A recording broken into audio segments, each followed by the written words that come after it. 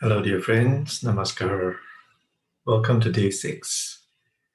Today we enter a new dimension into the unforced rhythms of grace.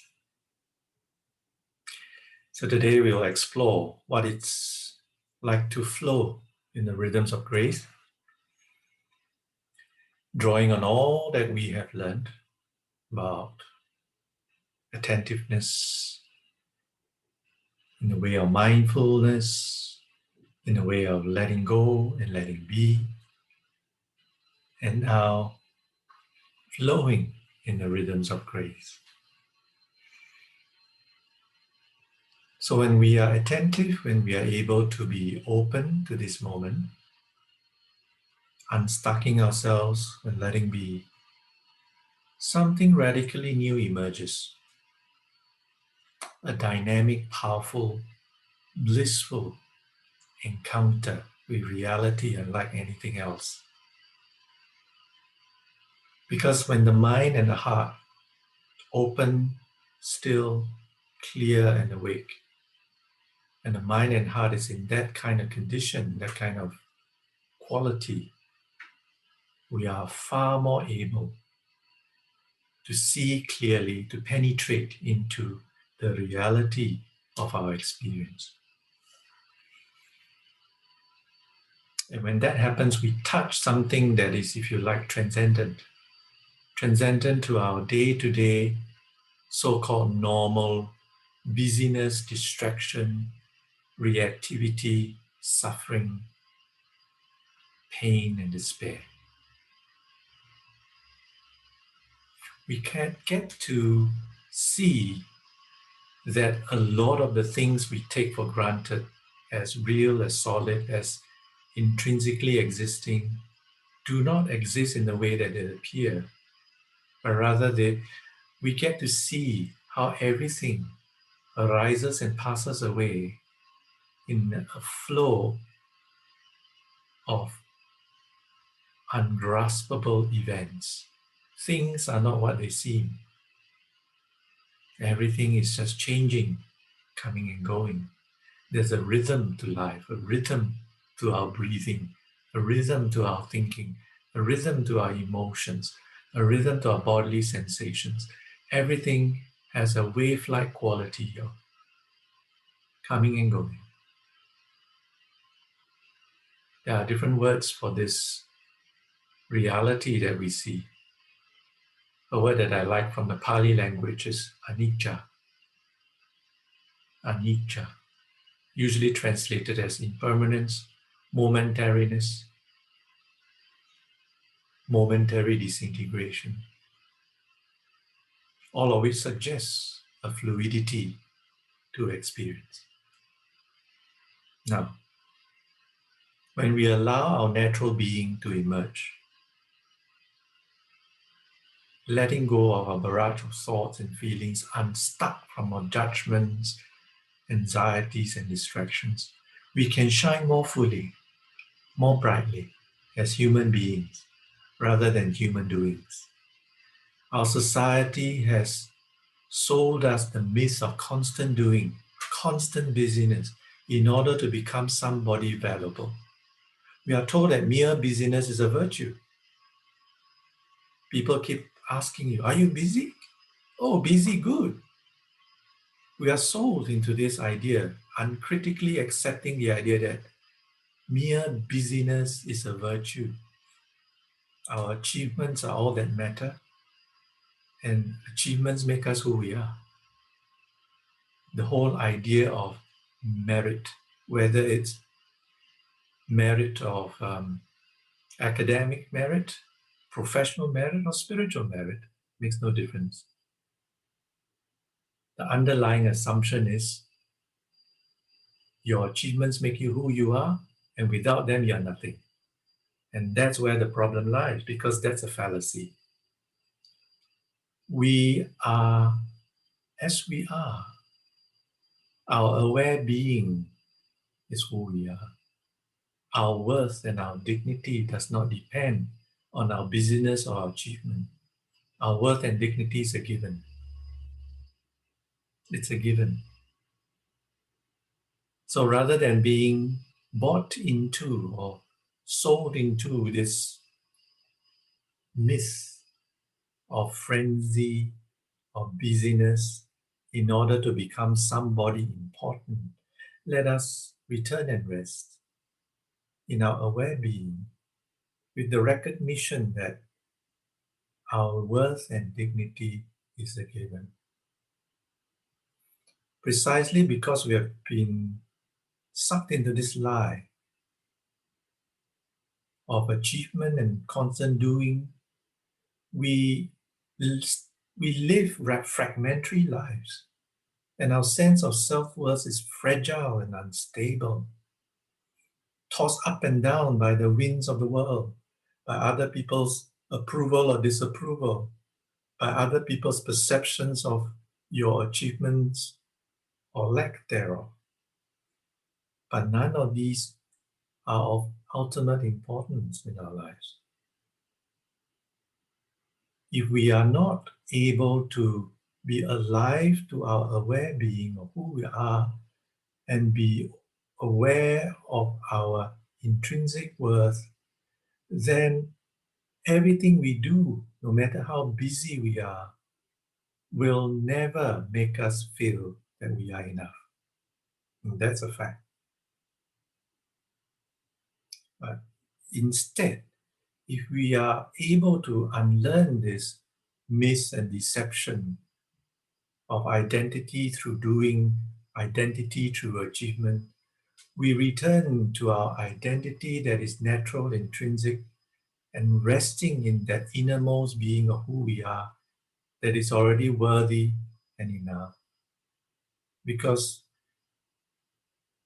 we are reflections of the divine, to paraphrase the biblical perspective.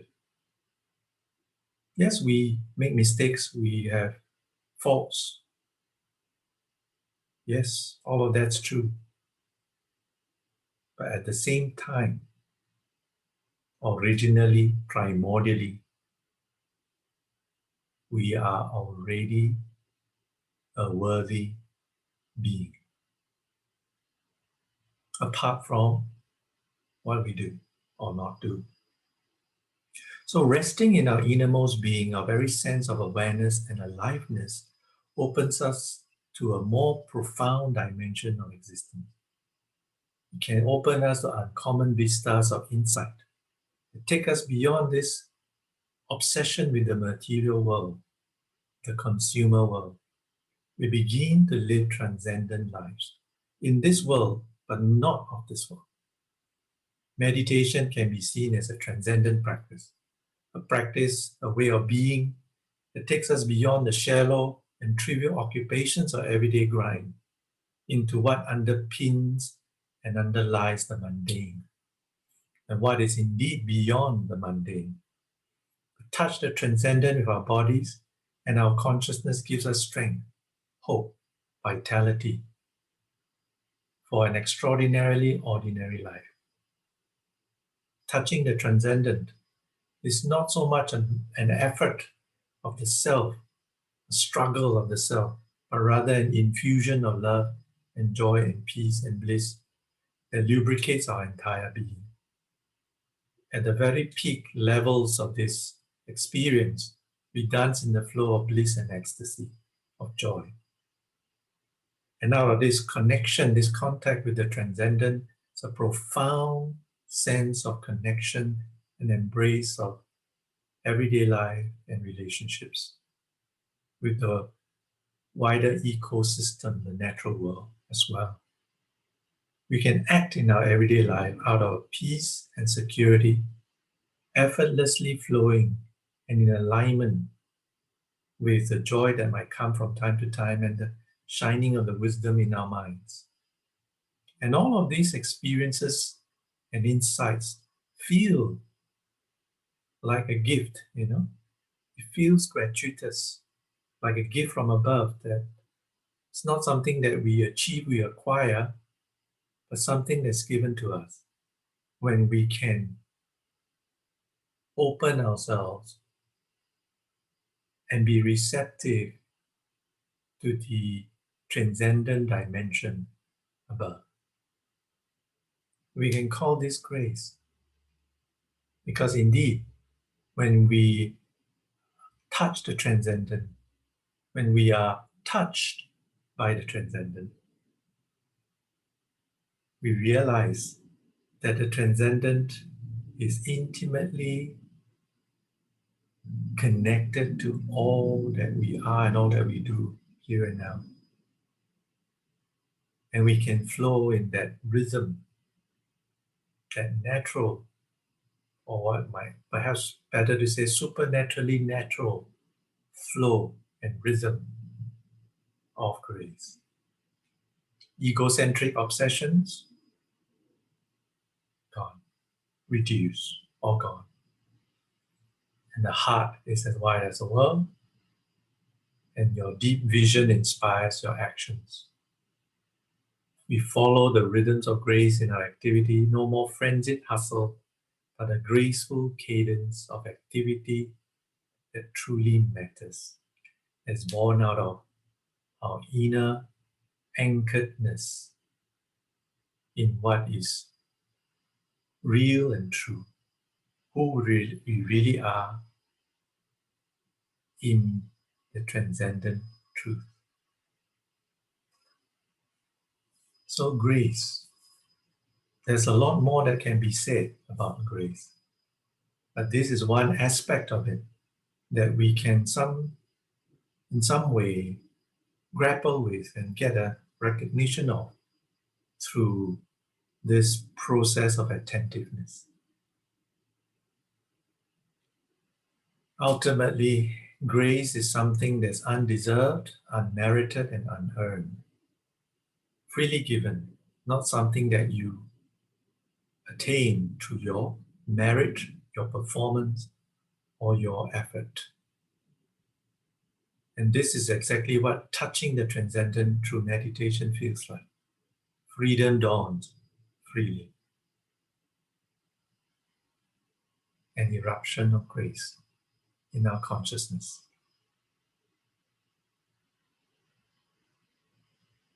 And from that moment on,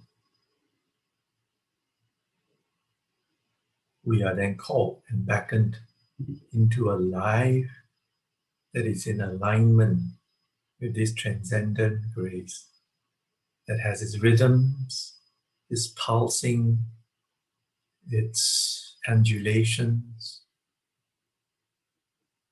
its melody. And when we align ourselves with that, not by struggle, but by receptivity and surrender, by extraordinary sense of wakeful attention, attentiveness, listening, then we can flow in this rhythm in our everyday lives and activities and be free once and for all from the frenzy and stress that the world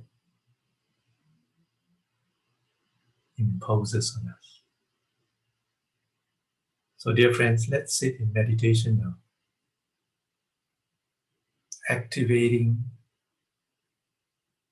your realization, your recognition of the rhythms of grace in your heart, your mind, your awareness.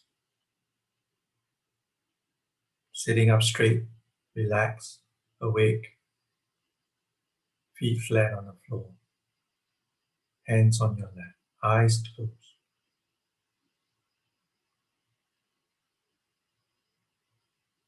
Breathing in, breathing out, aware, awake, and relaxed. Letting your whole being expand and melt into a vast, unencumbered space of luminosity and awareness. Luminous because everything can be experienced, be it a sensation, a thought, feeling or emotion,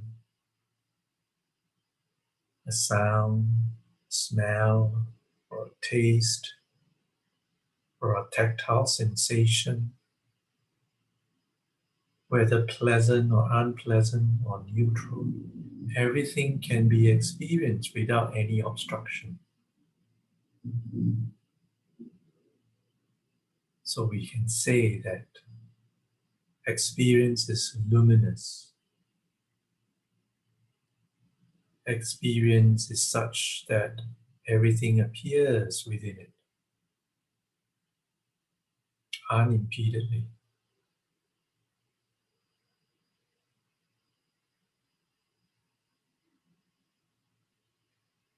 And even as everything appears within experience, whether a sensation or a thought or an emotion or a sound, you are aware of that appearance. There is a knowing and awareing, a cognizing of everything that appears luminously in experience. You are that awareness. The awareness that is the space, the field within which experience occurs and by which experience is known.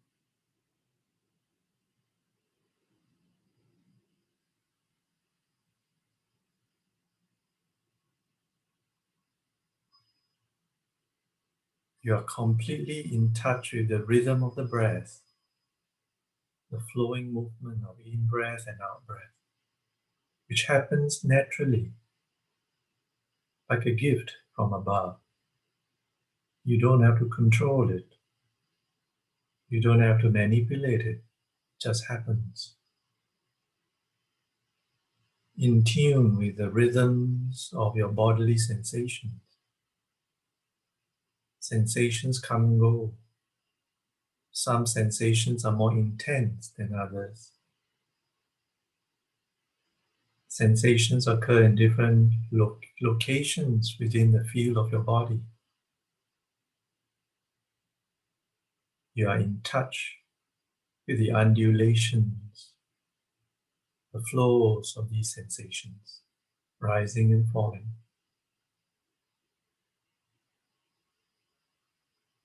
You are in touch, in tune with the rhythms of your thoughts, the images that come and go.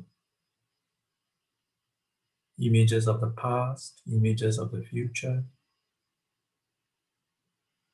rising, falling, undulating, emerging and dissolving,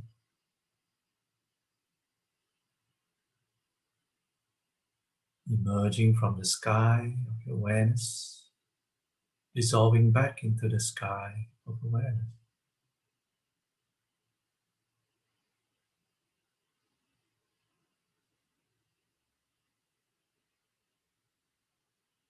Aware of awareness itself, luminous and bright.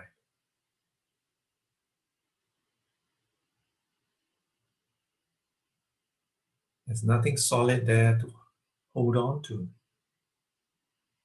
only a silent, ungraspable, bright knowing that is not anything whatsoever, and yet is everything that appears.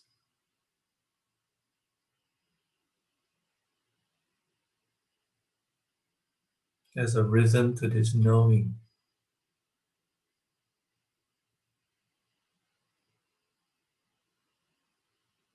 In connection with all that appears.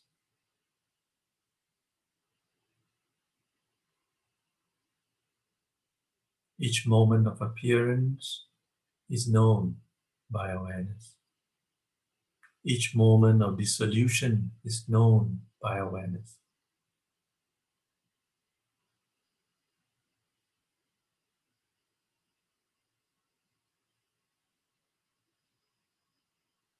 Emerging and dissolving, rising and falling, known by awareness,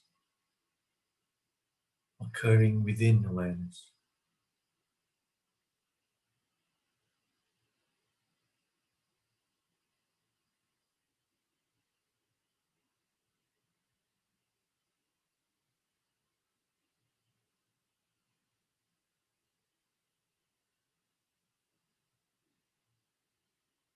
In breath and out breath has a rhythm too, a cosmic rhythm, naturally flowing in and out.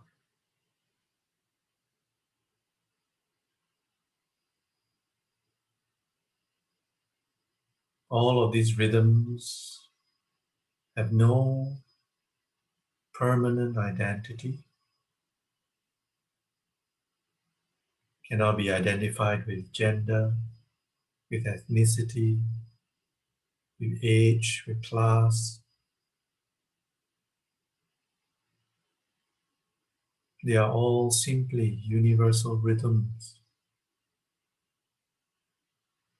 of being. Learn to rest in this flow, uncontrived, unforced rhythms of grace within your being.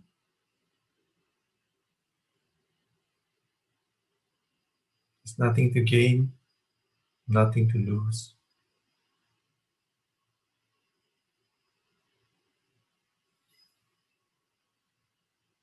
No struggling, no resisting, simply being.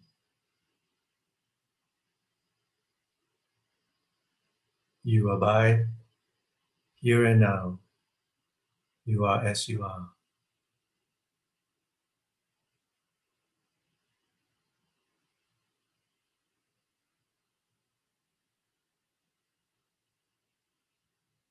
Rest freely,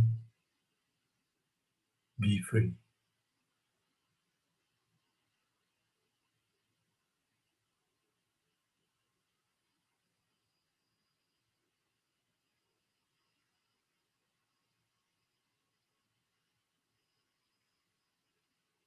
So gradually finish up this meditation. Open your eyes while being acutely aware of the rhythms of your experience, in touch with the dynamic flow of moment to moment, coming and going, rising and falling, rhythms of grace.